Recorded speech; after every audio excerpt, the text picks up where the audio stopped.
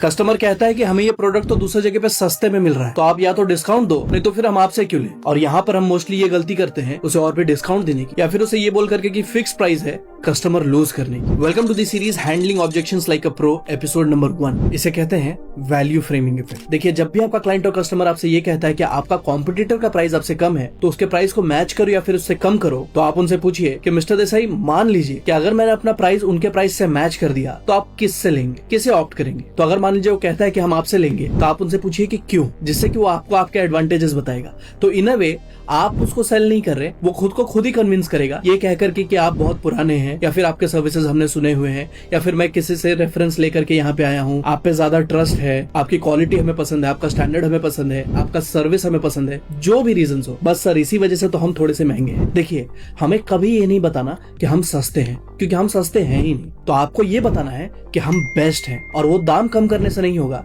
बल्कि अपनी वैल्यू बढ़ाने से होगा। लोगों को कभी भी सस्ती चीजें पसंद नहीं होती, उन्हें अपने बजट में वो बेस्ट चाहिए होता है। बट फिर भी आपसे कह सकता है कि ठीक है, फिर मैं सोच के बताता हूँ, जहाँ पे अब आप उसको एक छोटा सा इंस्टेंट डिस्काउंट या ऑफर दे दीजिए कि देसाई जी, हमारा एक ऑफर है कि जब भी क्लाइंट हमसे मीटिंग करता है या फिर कंसल्ट करता है, उसके 24 आवर्स या फिर 48 आवर्स तक एक ऑफर विंडो ओपन हो जाता है कि अगर इस बीच में आपने डिसीजन लिया तो आपको फ्लैट 10,000, 15,000, 20,000, डिपेंड करता है कि आपका प्रोडक्ट और सर्विसेज किस टिकट प्राइस का है, उसके अकॉर्डिंग आप एक इंस्टेंट डिस्काउंट उसे दे दीजिए कि अगर आपने इतना जल्दी डिसीजन लिया तो फिर आपको इससे कम में ये प्रोडक्ट या फिर ये सर्विसेज मिल जाएंगे। देखिए, अब अगर उसे ये लेना है ना, तो उसके पास बहुत टाइम नहीं है सोचने के लिए, जो कि पहले होता, तो एक हफ्ता एक महीना तक वेट करता, यहाँ वहां और देखता। But in a way psychologically उसके अंदर अर्जेंसी क्रिएट होगी कि अगर वो मान रहा है कि आप इस चीज में बेस्ट है, या फिर वो आपके सर्विसेज से सेटिस्फाइड है, तो वो ज्यादा पैसा दे करके भी आपसे काम कराएगा, वो ज्यादा पैसा दे करके भी आपको ही चूज करेगा, बिकॉज अब उसको चाहिए कि मुझे बेस्ट चीज फिर भी थोड़े डिस्काउंट में तो मिल रही, तो मैं ये डील नहीं छोड़ना चाहूंगा। बट इससे भी जरूरी नहीं है कि वो प्रोडक्ट लेगा, बट इन अ वे आपने उसके माइंड में साइकोलॉजिकली वो इम्पैक्ट क्रिएट कर दिया कि हम अपने प्रोडक्ट, हम अपने सर्विसेज में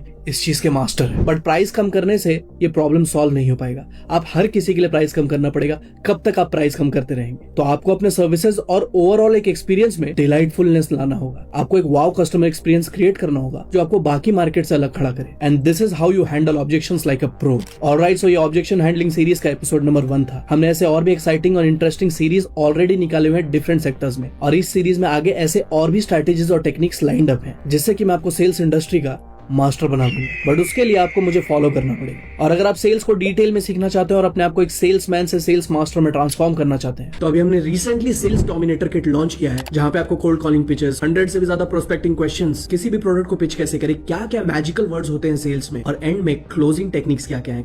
थैंक यू सो मच। जय हिंद।